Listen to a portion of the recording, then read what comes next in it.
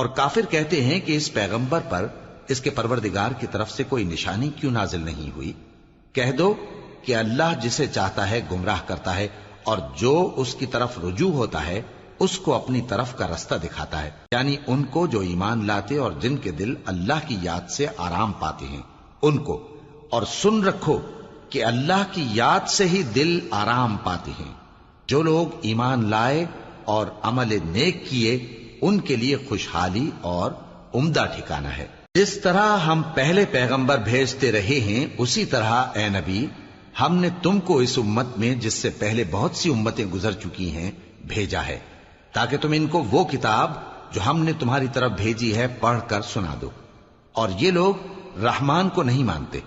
کہہ دو وہی تو میرا پروردگار ہے، اس کے سوا کوئی معبود نہیں، میں اسی پر بھروسہ رکھتا ہوں اور اسی کی طرف رجوع کرتا ہوں۔ اور اگر کوئی قرآن ایسا ہوتا کہ اس کی تاثیر سے پہاڑ چل پڑتے یا زمین پھٹ جاتی یا مردوں سے کلام کر سکتے تو کیا یہ لوگ ایمان لے آتے؟ بات یہ ہے کہ سب باتیں اللہ کے اختیار میں ہیں۔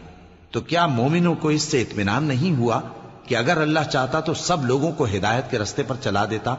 اور کافروں پر ہمیشہ ان کے اعمال کے بدلے آفت آتی رہے گی یا ان کے مکانات کے قریب نازل ہوتی رہے گی یہاں تک کہ اللہ کا وعدہ آ پہنچے۔ بے شک اللہ وعدہ خلاف نہیں کرتا۔